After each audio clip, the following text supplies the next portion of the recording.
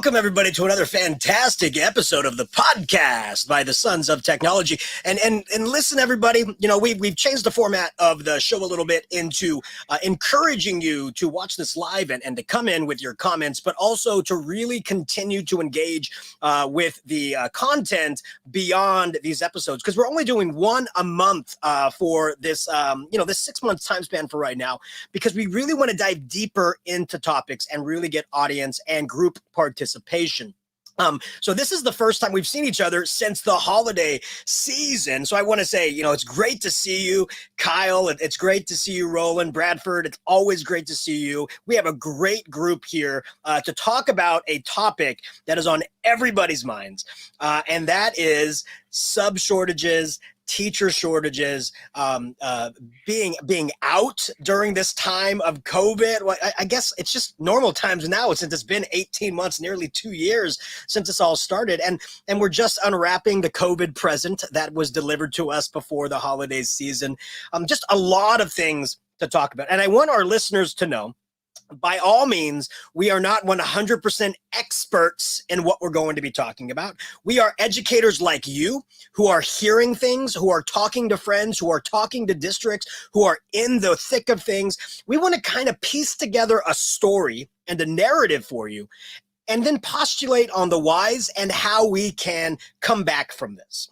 So before we do, let's go ahead and just do a quick roundtable introduction of everybody here so we can get to know each other again. So my name is Joe Marquez. I am currently the Director of Academic Innovation for CUE and an educator out of the Central Valley of California. And as always, my partner in innovation, Kyle Anderson. Kyle, please introduce yourself. Hello, everybody, and hello, Joe. I haven't even talked to you much lately. We kind of even took a break from each other for a while there during this last few weeks. So usually we talk every day, but we weren't doing that. But yes, I'm Kyle Anderson. I'm a special education teacher in Las Vegas, Nevada. You can find me on Twitter at Anderson EdTech. Same thing with the Instagram. My website, andersonedtech.net, where I write a blog that I haven't written much on lately because, life. And then there's also a book out there with my name on it called To the Edge, Successes and Failures to Risk-Taking. You can find it on Amazon. You can find that on barnesandnoble.com and also through my publisher, EduMatch Publishing. And we've also got Roland with us, joining us for the first time in a while. So Roland, why don't you go ahead and introduce yourself, please? Thanks a lot. It's good to see you guys again. My name is Roland Chidiak. I am currently a re-engagement teacher in Ontario, Canada. Before that, I was a grade 3 teacher, and my job this year is supposed to end in June. So I'm supposed to be back in the classroom. We'll see how that goes. That's me. I'm at rchids on Twitter. Connect with me if you want.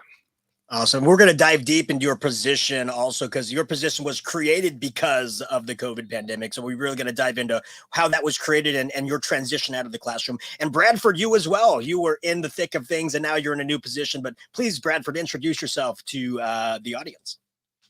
Hi, everybody. I am Bradford Harris. I am EdTech Tinker on Twitter. I am an education strategist for SHI. I'm still getting used to always saying the new title since I'm only literally like 5-6 months out of the brick and mortar education, but this would have been my 14th year in traditional education. And I served as a coordinator of digital innovation for my previous district.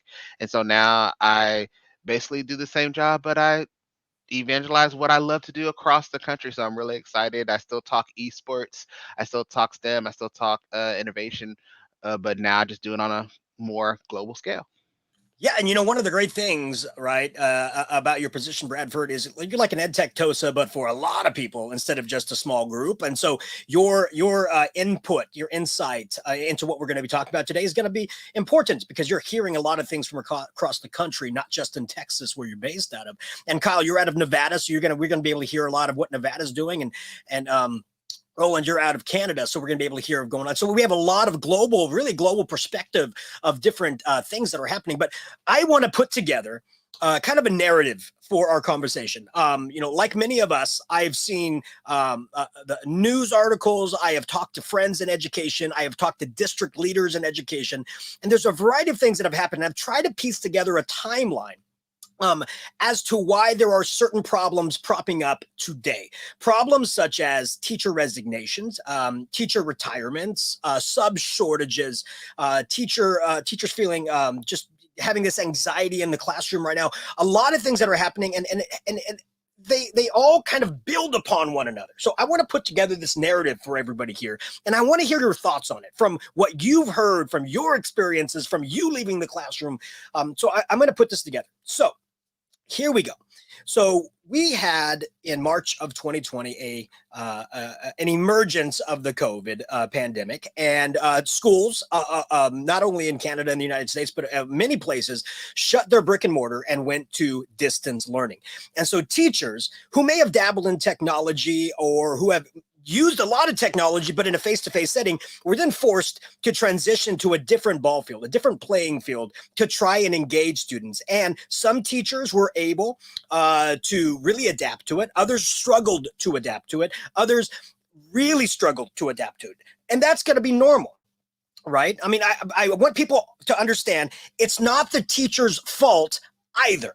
Right? They were asked to transition their modalities from one learning environment to another, and they were asked to do it without skipping a beat.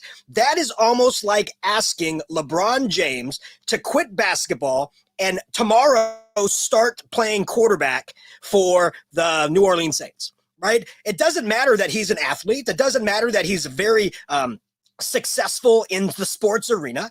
It's a different ball. It's a different field. And it's a different game altogether, but you're asking still make the fans happy and do your best. He's not going to be the best quarterback. He's never trained to be a quarterback, but he's going to be expected to be a quarterback. Just because he's an athlete? I don't think so. So you have to give grace when transitioning from one place to the other. You can't expect perfection when you've never taught that way. So now you have these teachers being expected to teach in this one modality that they're not quite used to, with students who are trying to learn in a different setting that they're not quite used to. And so you get this struggle going through. And the thought is, initially, it's going to be 2 weeks. School's going to be shut down 2 weeks. We're going to come back. We're going to readjust. We're going to reset. 2 weeks turned into months. Months turned into, you know what? We're just going to go through the rest of this year. We're going to be fine. And then summer. Okay, we'll be back face-to-face for the 21-22 school year. And then no. I mean, or the 20, I'm getting even years messed up. 2020, 2021 school year. And then that's all virtual. It was longer than possible. So because of that, you have teachers, more veteran teachers who, by the way, every year there's teachers that are going to retire. Okay. That's not something new. Every year there are a group of educators who are ending their career. And just because of the time span that they've spent in education, they're going to retire. But we started seeing a lot of teachers who would waffle. Like, maybe this year will be my last. Maybe I'm going to go out for one more year. But they were like, you know what? Nope, I'm done.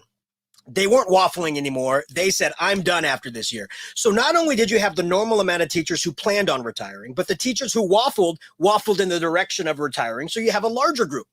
And then you even have teachers who were like, you know what, in 3 years, I'm definitely going to retire. Like, that weren't even waffling. That are like, you know what, I'm putting a pin in it. 3 years from now, I'm going to retire.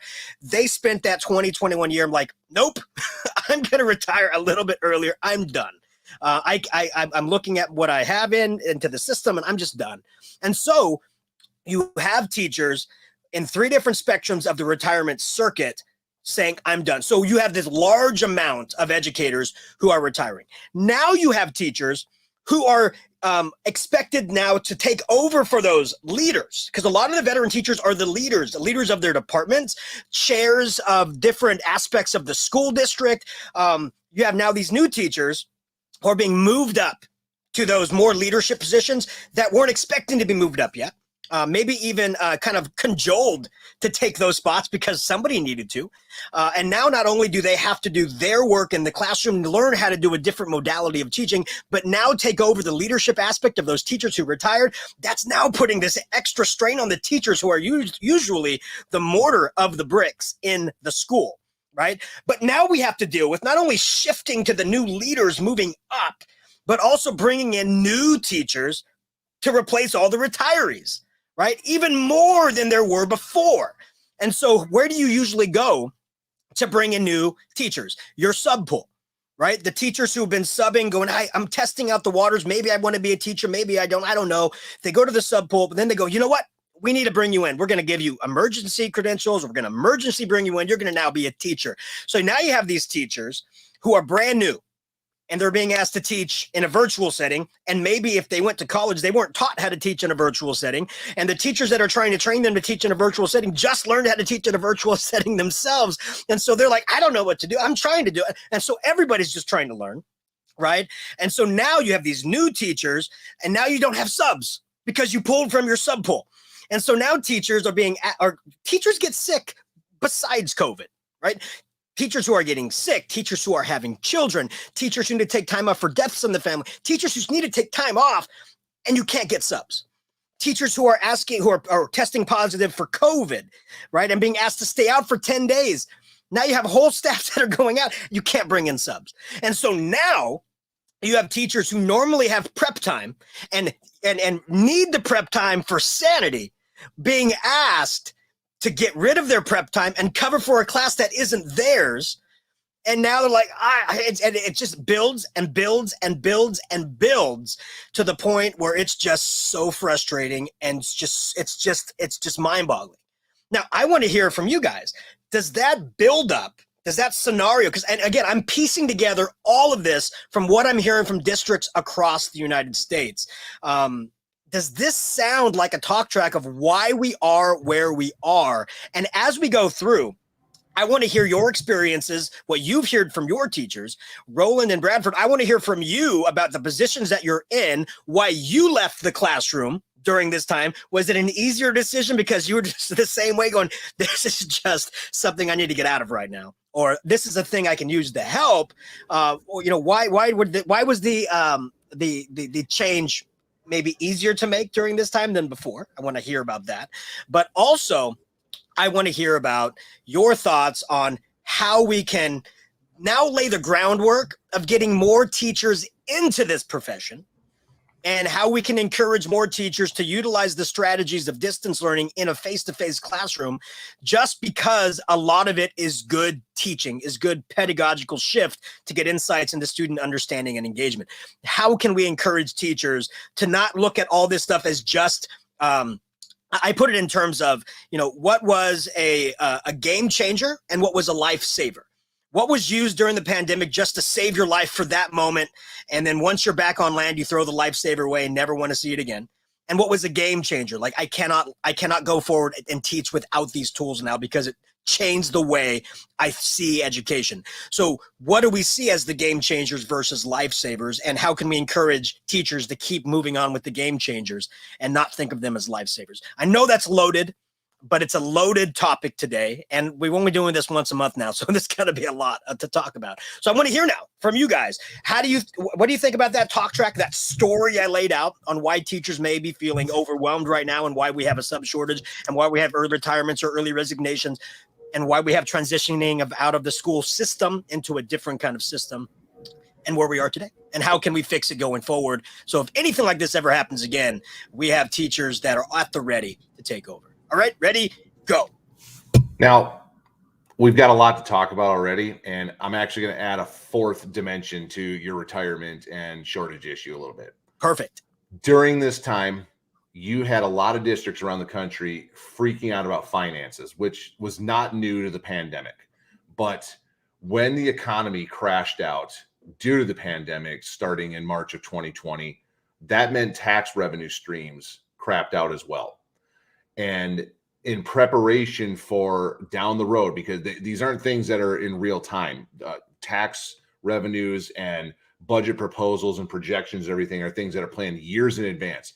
So school districts getting information from states, getting information from the federal government really kind of started freaking out a little bit. We are going to be really shorthanded on money, even more shorthanded than we are now. Where can we start saving money? One of the ways that a lot of districts, including my district, looked to start saving money was retirement incentives. People that weren't necessarily ready for retirement, probably weren't even considering retirement, but were offered, hey, if you retire now, we will give you X amount of dollars. We'll give you the credit towards your retirement years of service, so on and so forth, if you take this now. And for a lot of people, it was an incentive that was too good to refuse.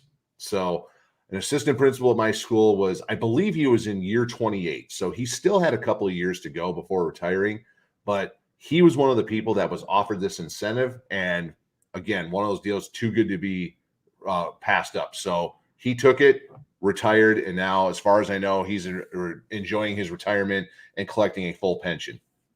Several principals in my district were offered this. They're not up for retirement. They weren't ready for retirement, but were given these incentives. One of my colleagues at the school, she was in year 25. They offered her one. She took it. Well, then she came back now as a special education teacher, critical needs. So she's collecting her full pension plus a regular paycheck with benefits.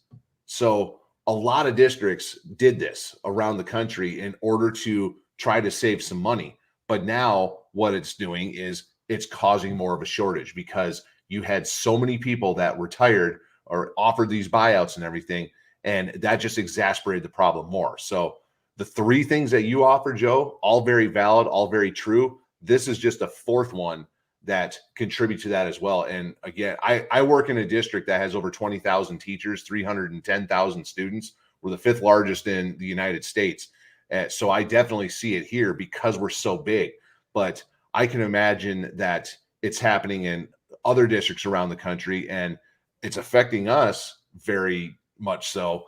I can only imagine if they were doing this in smaller districts as well, where you're talking like maybe 5,000 students, and if all of a sudden 10 teachers in a district like that were offered that, I can imagine that caused even more problems. Yeah, that's very, very valid points. And plus, when you have administrators who are retiring or being given the option, the golden handshake is what I've always heard it called, right? To be able to retire a little bit earlier, you need people to kind of shuffle maybe a little bit to those newer positions, right? So you're going to be losing teachers from the classroom because you shuffle that way, right? So that's going to be happening also. Bradford and Roland, you were in the thick of things. Roland, you were in the classroom during the pandemic cycle, right? And just left this at the beginning of this year.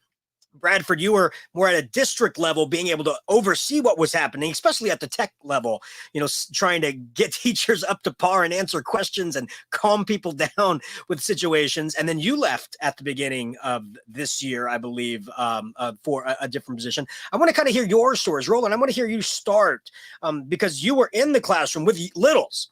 And we've talked about this before. Like, my experience is with 8th graders who can act like littles at times, but you are with littles, and that transition from a face-to-face to a more computer-based digital section, that can be really difficult. So I want to hear your aspect of how were you mentally going through that year of distance learning, and did that contribute to when the opportunity came up for this new position out of the classroom? Was that a contribution to you saying, maybe I'm going to do this because that last year was just so trying? Yeah, thanks, Joe and Kyle, for all that information and that narrative you laid out, Joe. So, wow, it loaded. Okay, so I'll start with. So yeah, I was teaching grade 3 last year, and I was teaching grade 3 the year before when COVID started, March 2020, when everything hit the fan. So I've always been into tech integration. So my students have always kind of understood. I've taught them how to use Google Classroom, and we also use something here called Brightspace D2L as an LMS. So my students in my class have always kind of been familiar with that. I've always used those things, never thinking that I was preparing them to one day be sitting at home on a computer staring at me as I sit at home staring at them, right? It was never kind of in my space, in my mind, that this could happen to us, but it did. So last year when the school year started, teaching grade 3, and basically the school board, the consultants, and the superintendents put together a protocol that if we have to shift online, this is like we have a structure for it now. Everybody understands this is going to look like and how it's going to play out. And we had to shift several times. I had to do one extra shift because at my school my principal couldn't staff the school. There were people who were away because family members had COVID, or people were just exhausted and zonked, so they just stopped coming to work. And we literally had to shut the school down for 2 weeks. So while my wife and my kids were at school at one part last year, I was at home teaching from home because we couldn't staff the school. So that goes to the sub shortage and the inability to make sure that there were enough adults in the building to make sure it was safe. So I experienced that, and I'm seeing it this year. So I'm in the classroom last year. I have no intention of leaving my classroom or my school. I loved my school. I still do. Um, but then in June, this job popped up. It was called re-engagement teacher, and it was born from the whole COVID situation, where the Ministry of Education here in Ontario gave school boards money to enact some kind of re-engagement strategy, because they realized somewhere along the way somebody collected data that showed that because of COVID and because of the switching to online and then back and online and back, kids were just walking away from school. They're like, yeah, forget this. I'm not doing this anymore. They just fell off the rails, so to speak.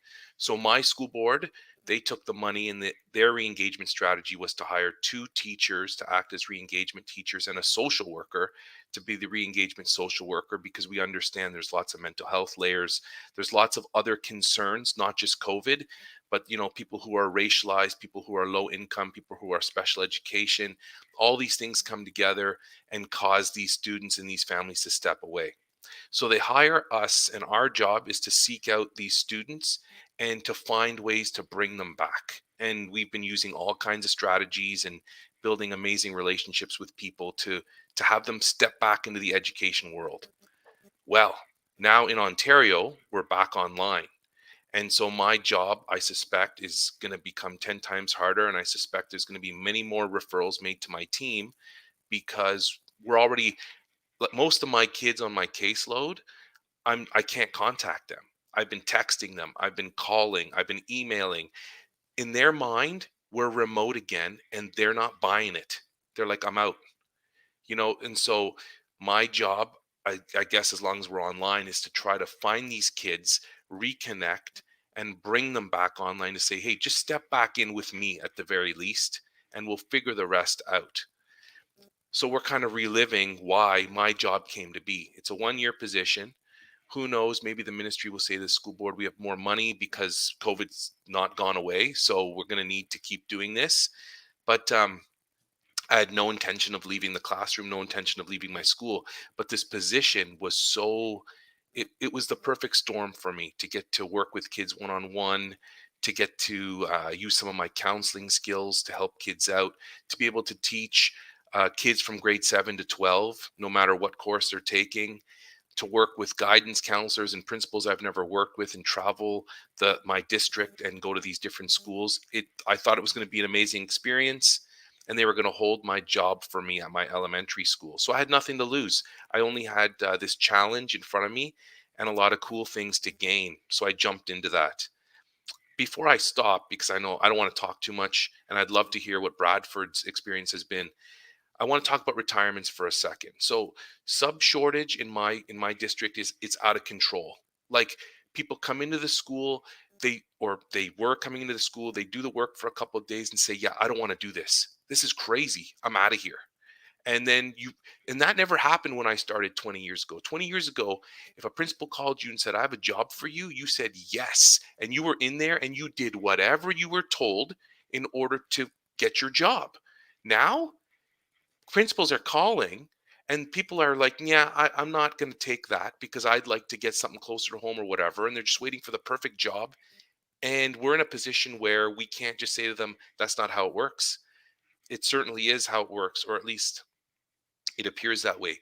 But before I left my school, my teaching partner, other grade 3 teacher, I said to her before COVID even started, probably February 2020, I said, when can you retire? She's like, I got a couple of years, but I don't think I'm going to go. I really love my work. So then March 2020 comes, and we're all strained because nobody really knows what to do. And then the next year, last year starts, and everybody's tired, everybody's scared, right? That's the other thing you didn't really mention, Joe. People are scared because they don't really know what this is. Well, this year I'm going about my business and I get a message from a friend saying your teaching partner's retiring at Christmas. Her number's up and she's out of here. Now, when that normally happens, you can leave at Christmas or March break. People tend to stay. They don't just get up and leave their class and go. This woman, fantastic teacher, fantastic person, she's like, I'm out of here. I got nothing left. Like I could stay, but I got nothing left. So she left. And I would have never in a million years told you that this person would leave at her time. But because of all the layers and all the stress, it's not worth staying anymore, which is unfortunate because she's a great teacher. Yeah, and that story really resonates, right? With teachers who are, waffling or saying, I know my time is going to be up shortly, but I don't want it to be up now. Went to it's up now. Like it's time. And I'm gone. And then you have to struggle to replace at that point, right? When you weren't expecting to. Bradford, what about you? Because you were in the tech department at your school district. You were dealing with teachers trying to figure all this out, right? So you weren't necessarily in the classroom, but then you ended up leaving the education institution, right, for a different position. How was that thought process? And did that stem from just the stuff that was going on since March of 2020? Well, wow. Well, first and foremost, let me say this. My utmost respect is to the classroom teacher because I've been out of it, aside from the pandemic, I've been out of it for a couple years.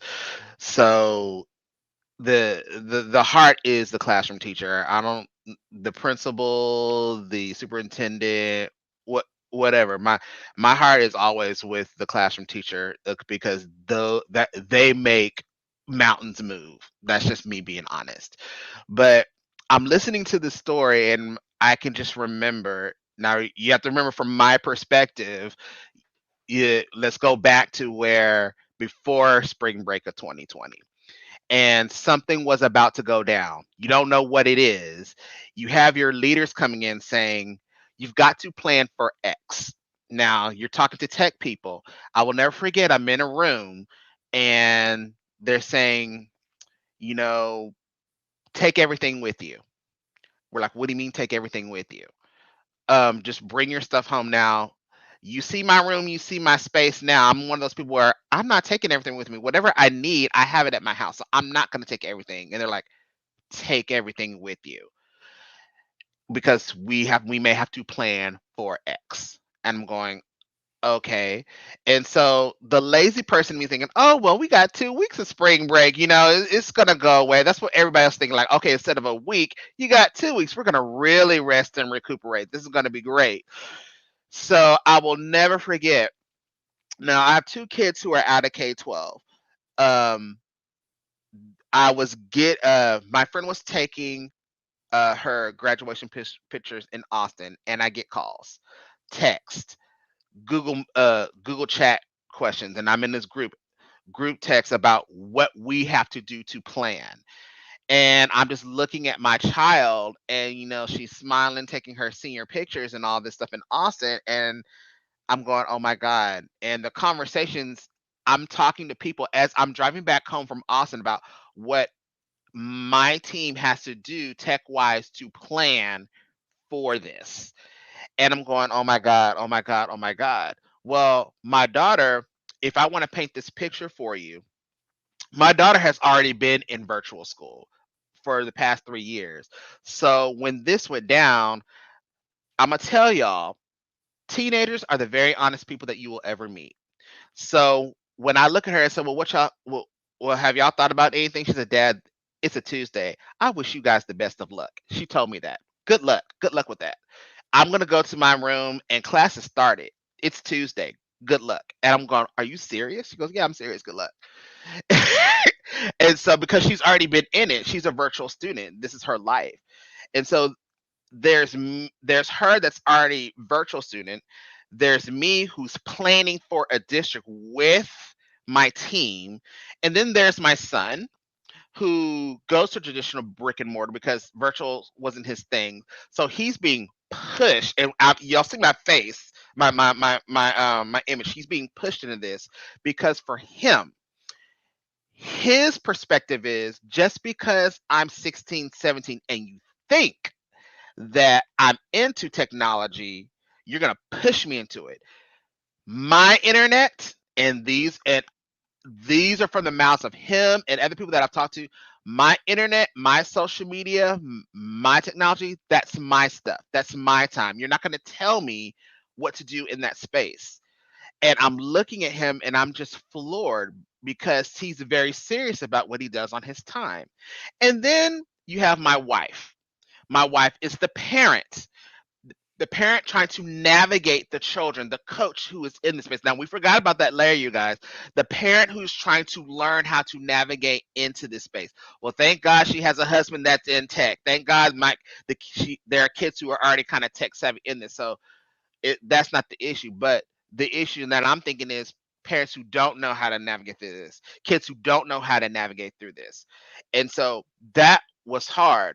The other layer to this, you guys, is that my son is looking at his sister, and his sister is doing homework on the couch, going to the job, doing homework whenever she pleases, turning in homework whenever she pleases. You guys, he's trying to replicate the same thing, and it's not working for him. He's being successful at it, but the every the his educational institution is struggling, saying, well, wait a minute, we're giving you the work, but you're not coming to class on time. Well, wait a minute, I'm making A's and B's. My sister's doing the same thing and she does the work when she wants to do it in the allotted time, but I don't understand. No, you have to be at class at 8 o'clock. Why? I've done all my work. That's him. So he's getting frustrated. So I'm in like this cyclone. I'm sitting here dealing with all of this, and I'm planning for a district. So I have all of these different layers, and I'm going, oh my God, this is crazy.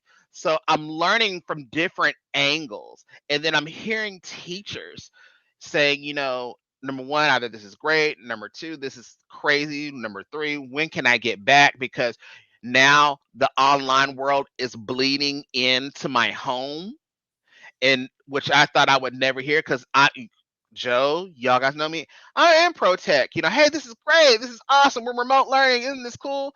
I had people tell me, no, I'm not. It's not about me going into the pandemic, ready to fight in the pandemic, but now this is coming into my home, and now work is bleeding into my home. I just need to go back so there's some space.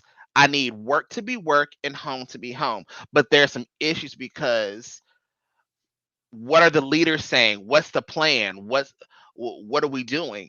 Things change every day. And that's the part that even principals couldn't grasp is like with their leaders above them, like, okay, things are changing every day. What are we supposed to tell our teachers? What are we supposed to tell our students when things are always changing and we can't keep up? And then you're looking at the tech leaders, and we've been wanting you to use Google. We've been wanting you to use your LMS. Now you got to use it, and they're floundering. And it was always in the plan to use this stuff. We had it in the works, but the pandemic just pushed it and made it faster. And so everybody's like, okay, what do we do? What do we do? What do we do? So now we've got to teach you to use Google or Microsoft or whatever it is that you want to use. Now we got to teach you to use your LMS. Now we got to teach you to use a Nearpod. Now we got to teach you to use a Pear Deck. Now we got to teach you to use all of these things all at once within like a 5 month, a 2 month time span, just so you can get ready. And then on top of that, now you got to have like probably a parent camp. You got to have a student camp. You got to have all these camps, but it all falls on who? Yep. Tech people to do, not the teachers. There are some brilliant teachers out there. Don't get me wrong, teachers. Yes, you are some brilliant teachers, but the tech people have to help push it out and implement it. And then there are people who are talking to me going, okay, well, Bradford, what is your son doing over there? I won't say too much, but I was showing a friend, here's what my son is doing over here. And one person got instantly mad because I have access. When you have access to when your child is in another district and they're doing things differently, it instantly makes you even more mad because you're in another district and your daughter is in another institution and you see the differences, and you're like, why can't we all just have this one cohesive conversation? So there was a lot of frustration for me.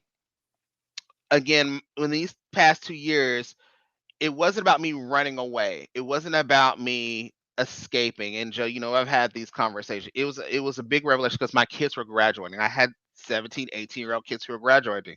So I was in a transition period. And it just literally snapped the minute my son walked across the stage. The minute my son got his diploma, I was like, that's it. um as a parent, as a K-12 parent, I'm done. What are you going to do next? You've done your job as a K-12 parent. And I started looking at things from a different lens. And I wasn't running and seeking another job, but I realized during these 2 years, like every other educator, they've said, I can do better. Not I want to run away, but because of everything that educators have learned in this space, oh, I can do this, I can do this, I can do this, and I can do it faster. I can do it quicker. I can do it better. What else is out there? I can do it a whole lot better. Um, I started just getting some fillers out there. Somebody saw what I did. Somebody saw what I've built and said, "Hey, I like what you're doing. Come over here." And I took it, and I really took it because of my children, because they're about to go out into the real world, into the pandemic world, you guys. And they're looking at me like going, Dad, well, what are you going to do? I'm about to talk about making changes in the world. Daddy, what are you doing? And that was a big eye opener. My own daughter, she took a year off for during the pandemic, because she was like, Dad, this is way too much. I can't go to school right now during this pandemic. And she made a smart move, because I don't know if you guys know this or not, but during that time, after she graduated in 2020, colleges were shifting to well, y'all know this. Colleges were shifting to online too. But that was crazy, because the issue was, okay, well, we're going to charge on regular students that want to go online the college prices. We're going to kick people out of doors. We're going to do all this stuff. And I'm going, oh my God, this is crazy. And she said, Dad, this is way too much. I just want to work. And so it was a lot of conversation in my households, about what is the next step and what we all should do next. And those are the things that I know institutions don't even think about either, is families are having critical discussions about what their children should do next, what their families should do next. And so for me, it was about not wanting to escape education. Is I'm in a transition period, and this was a time during the pandemic where I can now reflect on what my profession is and how I'm being treated. Not saying that people weren't treating me in a disrespectful way, but I had time to, what my former principal say, stop, look, and pause. And I noticed other teachers were doing the same thing and saying, you know what, if I can't get it here, because the pandemic, if you guys notice, lifted a veil, going, wait a minute, this really isn't a pandemic thing to a degree. It's you guys really don't know what you're doing. And the pandemic really lifted that veil up, going, well, some district leadership isn't really as good as it really is. So I might just take my virtual bags, my school bags, and kind of either, or what you were saying, Kyle, Joe, everybody, and go over here. And so that's really what I really did. It wasn't because I was tired. It wasn't because I was frustrated. It was because I was ready to transition. I was ready to make a larger impact across the country. And the stories that all of you guys are saying, it is it's widespread across the state. I thought it was like just me. But listening to administrators, listening to teachers, the story is amplified. Now that I'm in a different seat and I'm listening, the stories are amazing to hear from Texas, Florida, Maine, Canada, California. They're all the same story. And now my mind's going, we all have the same story. And the thing I've always said is, how come this is not on the news? How come nobody is really talking about the teacher struggle, the education struggle? Because it's more than just a teacher struggle. It's an education struggle. Because our superintendents are struggling, our administrators are struggling. They don't know what to do, and so y'all are talking about the teacher shortages and whatnot. And yes, that's evident, but I'm like, how come nobody is helping us out in this? So that's my story. That's my Yeah, story. well, and that's a great segue into, how can we help lift up the classroom teacher, right? How can we ensure that they are being listened to? How can we ensure that teachers are treated as the professionals that they are, right? How can we ensure that we know that the ultimate employee in the education system is the teacher, right? Everybody in IT needs to do their job to make sure the classroom teacher can do their job. Every administrator needs to do their job to ensure the classroom teacher can do their job. The superintendent needs to be somebody that can help the classroom teacher. Everything goes back down to the classroom. And that's the most important person in the school district, because they're the ones who are changing the lives of students. And people need to stop thinking they are the most important when the teacher is the most important. But when we are paying teachers so little, when we are listening to them so little, how can they feel that they are important? How can they feel that their job is important when we're not doing that? How can we reach out to potential teachers and let them know that if they go down the route of becoming a teacher, they will be deemed important. They will be paid as they are important. That's one of the problems, is getting people to become a teacher when a lot of people are like, well, I guess if all else fails, I can become a teacher. I hate that statement when I hear people say that. I want people to say, I want to become a teacher, and the pay should not be one of the reasons why they wouldn't want to do that. Bradford, you've stepped into the realm of private, right? Of private, of company, commerce, or whatever. I'm sure you are aghast at the pay difference that you're getting paid now compared to when you were in public education. And I'm sure you've thought to yourself, that's not fair, right? Because I have Let said me tell you, it's not fair. I don't mean to monopolize this conversation, but I will tell you, before I hopped on, the 2 weeks, you guys, the 2 weeks before I started, I got so much. Bradford, what do you need? I didn't know my salary yet. Bradford, what do you need? Bradford, here's this information. Here's this, here's this, here's this. I'm gonna change this. I'm gonna do this. I'm gonna do this. I'm gonna do this. I'm gonna do this. Um, yes, we'll change this part of your salary for you. We do this, we do this, we do this. And mind you, I'm in Houston, Texas. The company is in New Jersey. And I would tell people, I got and it wasn't about them trying to hurry up and get me. I really feel that in my heart. I was like, wait a minute. I Everything that you guys done for me in 2 weeks, it was hard for me to just get in 2, 3 years. And I'm floored. Going through orientation, you guys, they're telling you, here's what you do, you do this, you do this, you do this, you do this.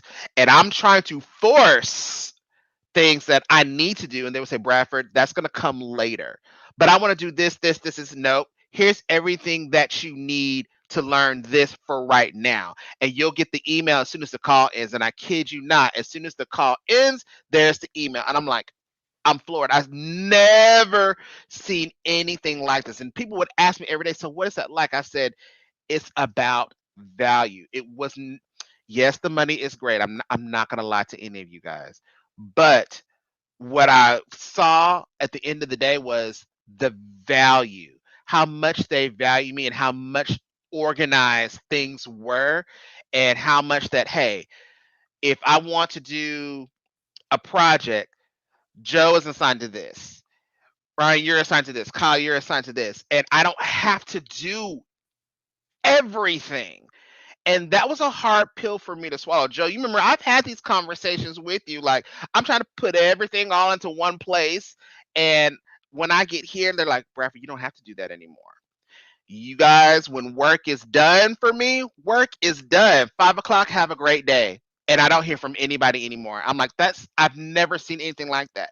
And I'm not trying to say that to put, for have people to run and jump and leave education. I don't want people to do that. What I have told people is that it's about value, and it's about respect, and it's about what people know who you are, and they know your work, and they know what you're putting in, and they know that you have family, and they know that you've got to take care of yourself, and they're not going to put everything on you. There are other things that take priority um, over 15,000 projects that you have to do. I work for a phenomenal boss. I had a phenomenal boss beforehand that understood that too. Let's make that clear. But it's all about value. And I think that's what educators are looking at now during this pandemic is, wait a minute. Yes, COVID is crazy. It's a mess. But now they're like, well, how am I being valued? How am I being treated? How am I being respected? I can't teach 100 kids at one time. I have a total of 100 kids throughout the day, but you're asking me to teach 100 kids at once because there's a shortage. And I'm a math teacher. This is what I've been hearing. I'm a math teacher, but tomorrow I have to teach reading. But they're saying, well, you're qualified to teach, but I'm a math teacher. How am I supposed to teach literacy and make sure that they're ready for that literacy test? And I don't hate we hate to talk about tests and all that, but that's what's real right now.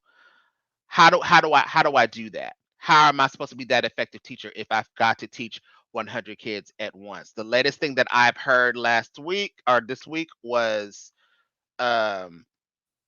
schools were still open during, I don't know, my friend was talking about in New York, schools were still open during snowstorms and whatnot, and they were refusing to close. I'm going, that's so crazy. I said, I think that's because they're scared of dealing with things at home. They don't have a plan. um I don't know, you guys. I could get on my soapbox all day, but I want everybody else to have the floor. It's a lot. It's a lot. So, I mean, making sure teachers feel supported, making sure teachers feel that they are valued, right? I mean, and that should be at the get-go. And so, what do you guys think about districts promoting like a teacher track, right? Where students, maybe even like CTE, right? But a teacher track, CTE, like these students really want to become teachers. Let's actually have them take classes to learn how to engage, to learn how to look at creating great lessons, to look at what it takes to become a teacher. And that track should lead into maybe a local college, right? And that local college, maybe they can earn credits in the CTE courseway in the high school that leads to, boom, they're in college already on the teacher track, where they can get their bachelor's and master's or bachelor's and teaching credential at the same time. And they are out the door, out the gate, and they maybe even back cycling into the school district that they started the CTE in, right? I will tell you this. There is one school district, the San Joaquin County Office of Education up by Turlock, California, about 30 minutes north of Dust Bowl Brewing. So this district, they have a teacher track, and at their county office, they have a college where the teachers can then get their master's in education, and then they get hired within the district, all within their district. So there's a cycle that you can go through. At Fresno State, here in California, I am part of what's called the TTA, the Teacher Track Academy. And over the summer, I do workshops for students who want to get into teaching. And I am part of the track of engaging students with technology. And I will go and I will have them experience different ways to assess without students feeling assessed. different modalities for students to share information and share their knowledge. And that's not just writing, it's their modality. Do they want to do it vocally? Do they want to do it visually? Do they want to do it with text? But they see there's different ways. And I always get, how come my teachers don't do this?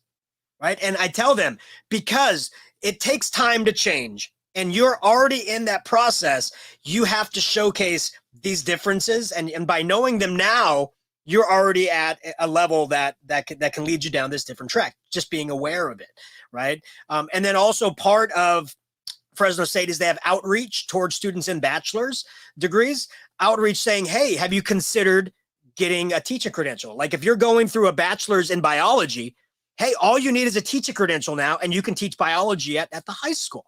Have you thought about that? Right? And here's some reasons why we think you should do it. Hey, why don't you come to some of these other academies that can show you how you can become a teacher? And I've been a part of keynotes where I've keynoted to students who haven't thought about teaching, but are going through this program to get their toes dipped into teaching and see from teachers on why they should become teachers and why they should go. And we've gotten teachers through this because they feel value in education. Outreach is important, right? We cannot hope that people will just want to become a teacher, right? We need to show them the value in education. We need to show them the value in becoming a teacher, the why behind the how, and that you can change the way teaching happens by thinking, I always tell them, think back to the teacher that you were most bored with and the class that you hated the most. All you have to do is not do that. Just go the opposite way and you can become a better teacher. That's the experience you can bring to the educational faction. Has anybody heard about things like this? Have you seen different programs that lead into education rather than students say, well, my mom was a teacher, maybe I'll go for that, right? And I love legacy teachers. I do. Don't get me wrong. I love when I hear teachers that, in fact, when I became a teacher, they go, what grade did your mom teach? My mom wasn't a teacher. What school was your dad a principal at? My dad wasn't a principal. Then why are you a teacher? I was asked that all the time. Or I would be asked, what grade does your wife teach? My wife's not a teacher. What? It's to a lot of people, it's strange that you are a teacher, not from a teaching family. We need to get out of that. Again, I love legacy teachers, but we need to get out of the thought process of to become a teacher, your parents should have been a teacher. We need to get out of the process of, we hope that lineage keeps going. We need to bring in new blood, new teachers to see the value in teaching, the need of teaching.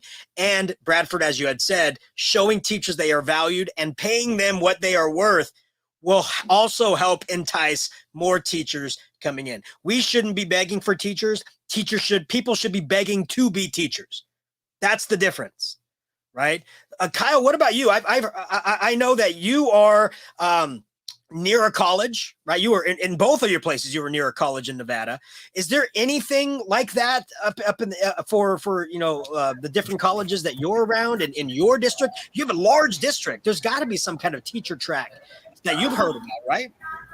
Well, what we have where I'm at in Las Vegas is you've got UNLV, you've got Nevada State College, you've got College of Southern Nevada, which is a 2-year school for most programs, but it's a school where you can go get like a nursing degree and some other things as well. So there's no shortage of educational opportunities for the post-secondary track for teachers that's here. And then you've got different online schools have physical locations where I'm at too, like Nova Southeastern University, where I got one of my masters from. They have a physical location here as well. So now in regards to any sort of teacher track or anything, I'm not 100% sure, to tell you the truth.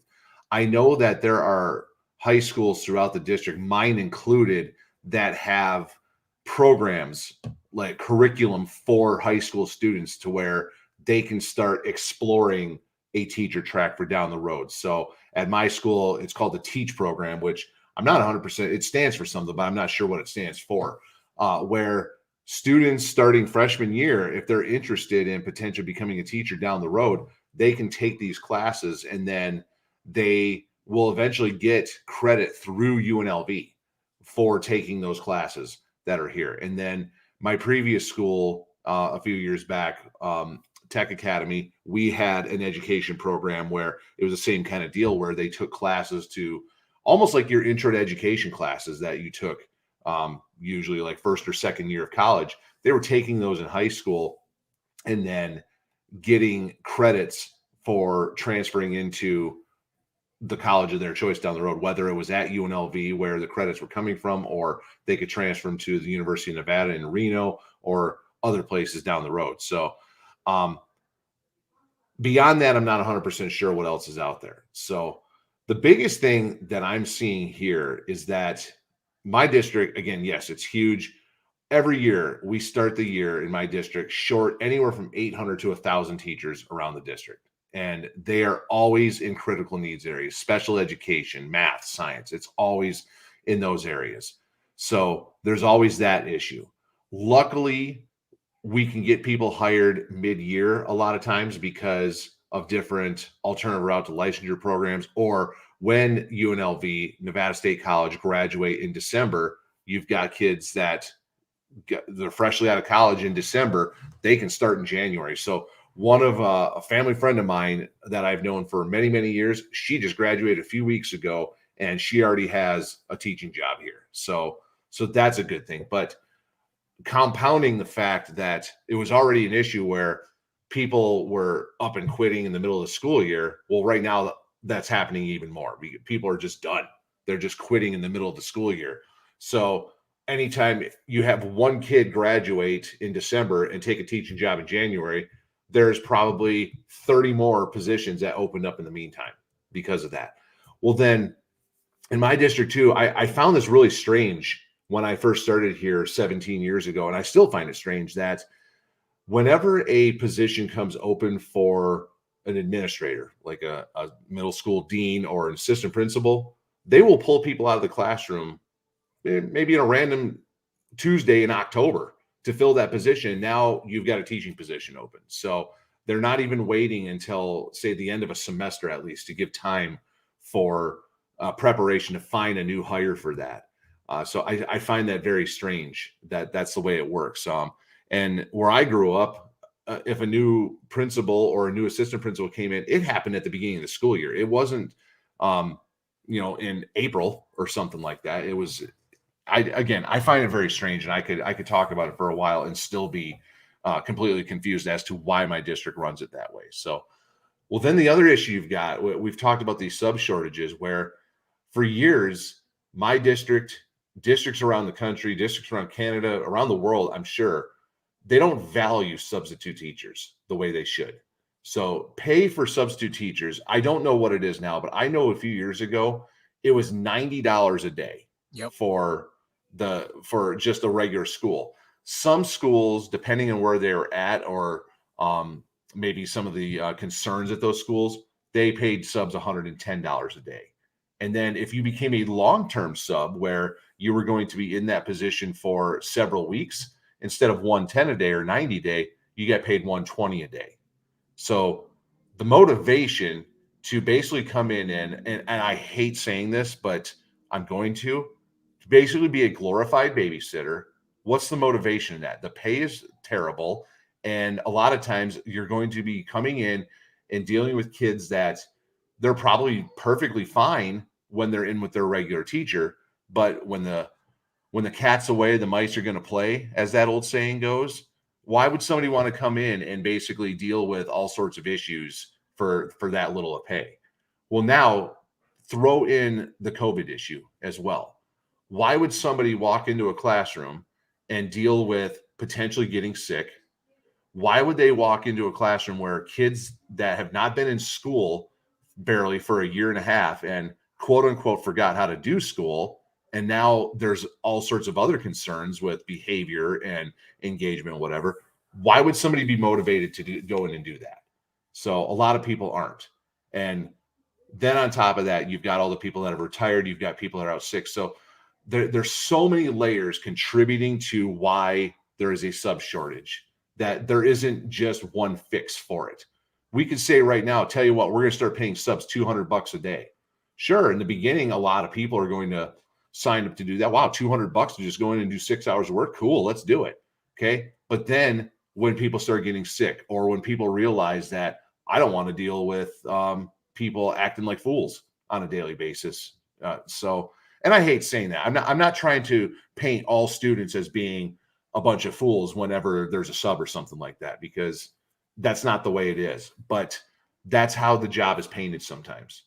And again, you could raise the pay right now. It's not going to solve all those issues. So there's so many more things that need to happen. And just case in point, this week, we go back to school on Wednesday, and we were short 20 teachers on my campus for various reasons, a lot of which were COVID related. And I covered my co-teacher who was out. The one class I don't work with her, I have my own class at that time. I covered her class at the same time. So I had two classes of students at the same time, which it's not an issue for me. The class sizes are small enough to where even combined, it's like the size of one class. It's not a big deal. But then Friday, I had to stay home because my kids were quarantined at home because earlier in the week, my mother tested positive for COVID, and we'd been avoiding her. Nobody on my side of the house was having any symptoms or anything, but because my kids are not vaccinated yet, we've not gotten around to doing that yet, they had to stay home just in case they contracted, and so it didn't spread any further. So I was able to continue working because of my vaccination status. I've got my first two, and then I've also been boosted as well. Well, when I take my kids yesterday, we're recording this on a Saturday, this was on Friday, we take the kids to get tested. My wife and I both get tested as well, just out of precaution. And again, nobody's feeling any symptoms or anything. Both my kids test negative. My wife tests negative. I tested positive. So now I have no idea what my status is for the next few days at work. So it's the weekend right now, so I don't have to worry about it. I am holing up upstairs in my bedroom and my little office area for now, trying to avoid everybody in the house. But most likely, I'm sure others in my house are now going to test positive because I have. And again, I got both my shots plus a booster, and I still tested positive. So I'm not showing any symptoms right now. I feel fine. I'm not having any issues with it. So that tells me that either my immune system is pretty darn good and or the vaccine is working. But at the same time, though, now that's just contributing more to issues with my school, because now I'm not going to be able to go to work for the first few days next week. So, and that's best case scenario. If all of a sudden I start showing symptoms, I'm going to be out even further. So I don't know. So Kyle, let me ask you this, because Yeah. your scenario is common right now, and I had this conversation with my wife, and I said, I said, babe, I said, I think people aren't paying attention to the November-December gap. These past 2 years, everybody, including college students, remember, college students are out for a month, and so they have a whole month off. I start my classes next week, but the college students are out for a month.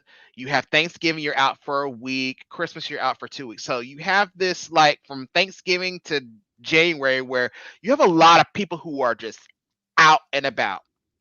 Okay, so do you think the fear is, and I've had this conversation too, the fear is when there's these like 30 plus 20 plus teacher shortages, that hey, yeah, some may have COVID, some may be sick, but the fear is, I don't know what I'm coming back to. So, for that first 2 days, I'm gonna call in sick, or I'm just gonna call in, because I've had those conversations with people, like, we don't know what we're coming back to.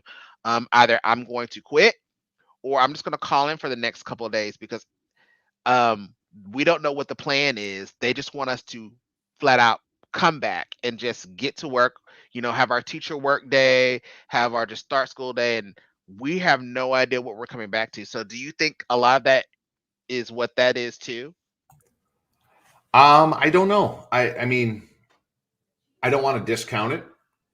I don't necessarily feel that way in regards to my colleagues, but again, that could be the case with some people, definitely.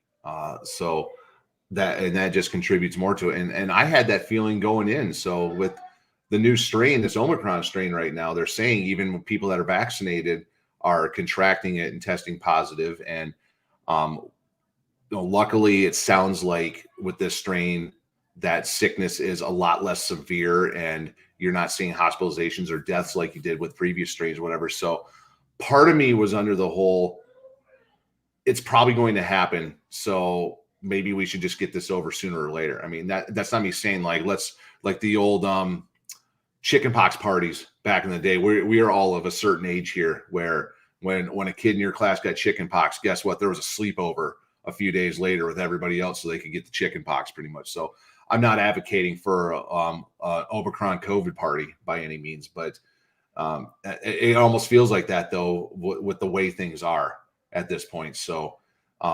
you've got teachers in my school. We were all covering classes on our preps and combining classes like I had to do and whatnot because of the shortage. And it's something that this isn't going away anytime soon, but I'm hopeful though at the same time though, because reading articles of they're looking at the way things are going right now and how the virus is becoming less severe of a sickness for a lot of people compared to when this first started. And that when compared to the Spanish flu pandemic of the early 1900s, it was very similar, where it was really bad for 2 years, and then the strain that came out towards the end of that was less severe, and people started coping with it a lot better. So I'm hopeful that that's where we're at right now.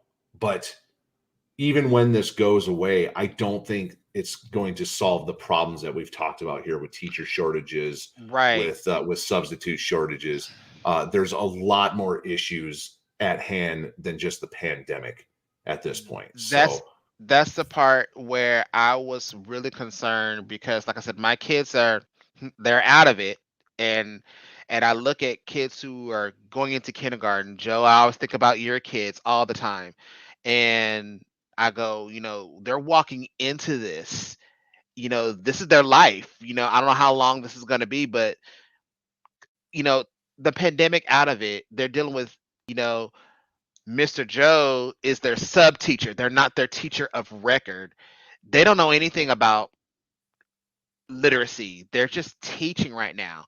And so I look at it and go, how do we make sure our students are successful in these classrooms if teachers are out? And let me make this clear. I'm not saying, oh, teacher, you need to be in the class, you need to be in the classroom, because things happen. This is a serious conversation.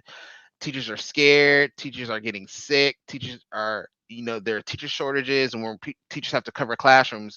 But what's happening right now is what we're talking about right now is we're covering classes. And what does the learning look like? I always tell my son, I'm like, and my daughter who were in this, like, what you guys are like the guinea pigs of this. Like, what does this look like? And again, I remember when my daughter was registering, my wife told me this when she was going back to registering for classes. They asked her what year she graduated, and the first thing that came out of the registrar's mouth was, "Oh, I'm so sorry," because her class, remember, she was the first class that graduated. No prom, no this, no this, no this, no this, no this, and so they didn't have all this stuff. But what I look at it is the learning. What does the learning look like when you have teacher shortages and you're cramming all these students in one class? What do you do? I mean, and I know we can't solve this question today, but what does that look like now when you're trying to get kids to be successful in the classroom? You know what, Bradford, I think that's a great kind of capping point, because we can do another episode our next episode just be called, subs, right? I mean, how can you create a sub day that is beneficial for the teacher and the students when we have a sub in place? And what can you do daily to train the students if a sub needs to happen? And I'll tell you, I love this conversation because when I was in the classroom, I went to a lot of conferences. And my number one worry was that because we had block schedules. So I would teach, 246 on Wednesdays and Fridays, and 137 on Tuesdays and Thursdays, and all classes on Mondays. So if I had to go to a conference on a Friday, that meant my students on Thursday got me, and my students on Friday would either get a sub, nothing, and I had to catch them up on it. Would ruin the schedule. So I had to give them an immersive experience from Thursday to Friday that mirrored, and I was able to do that, and I would love to talk about how I did that, how I would do it daily, and then also how I treated every day like a virtual day, because every day I had students absent. Every day I had students absent. Every day students had to learn virtually because they were gone, and I was able to do that. Plus, or students had to go on a long-term absence because they would go to Hawaii, or they'd go to here, or they'd go there, and they would always come in with these papers that said, "Oh, Mr. Marquez, I was supposed to give this to you on Monday, but it's Friday, and I'm not going to be here for the next 2 weeks starting Monday. You're supposed to fill this out of everything I'm supposed to be doing for the next 2 weeks. I need it in 5 minutes because I got to go." I'd be like, "I'm not filling that out. Google Classroom's all set. Just follow Google Classroom. Everything's there." And I would write on the paper, "Follow Google Classroom." Because how much work did you do to get all these things ready for a student, and then they hurriedly finished them up the night before they came back, half done, chicken scratched, just so you can mark them as, so that'd be a great conversation. Sub day, sub plans, how we can combat that. That's a great segue in. And I think, this conversation was absolutely needed. We solved absolutely nothing, right? The four of us are not going to solve the education problems in an hour conversation, but it brings things out into the open. There's a lot of can of worms that have been opened up here. Hopefully listeners can resonate with portions of this. And if you're listening to this and you have other layers that we missed, we know that there are equity issues, there are technology issues, there are internet issues. We know that students are dealing with issues at home and bringing those into the classroom like they have forever throughout our careers, but they're amplified during the pandemic because of isolation, because of job losses, because of things going on within their family, which brings them to the classroom, which then causes issues, we know all that stuff too. We want to hear from you. What did we miss? What are you seeing? What are you experiencing? Again, one of the big changes to this platform is we want to hear from the audience. And as a bonus, if you respond to this, if you leave us messages on our YouTube channel, if you respond to us on our Twitters or on the Sons of Tech EDU Twitter channel, if you add to the conversation, we'll reach out to you and send you some Sons of Technology swag for participating, because you are a member of the EdTech Army if you are listening and participating. So I want to say thank you to everybody here on the panel today, talking about sub shortages, teacher resignations, teacher early retirements, and how we can bring more educators into the profession. We want to hear from you to add on to that conversation. And hopefully next month, in our next episode, we can talk about successful sub plans and how to approach those in our classroom. So again, we just want to say thank you to our panelists. Thank you to our audience. Thank you to our teachers who day in and day out are doing the work of the most amazing people in the world. You are the superheroes of the pandemic. I've said this for 2 years now. If you have not already been thanked by parents, by administrators, if you have not already been thanked by the people close to you, you will be thanked by history for making the world continue to spin while our minds are spinning crazily during this time. So thank you, educators, for sticking it out and doing everything that you need to do to keep the learning happening. Whether you're in your classroom or class Zoom, you are making a difference. So from the EdTech Army, from the Sons of Technology Clubhouse, we say thank you from the bottoms of our hearts. Keep doing your work, keep doing your job, keep doing the most amazing things that you are continuing to do, and have yourselves a wonderful January. Happy 2022, everybody.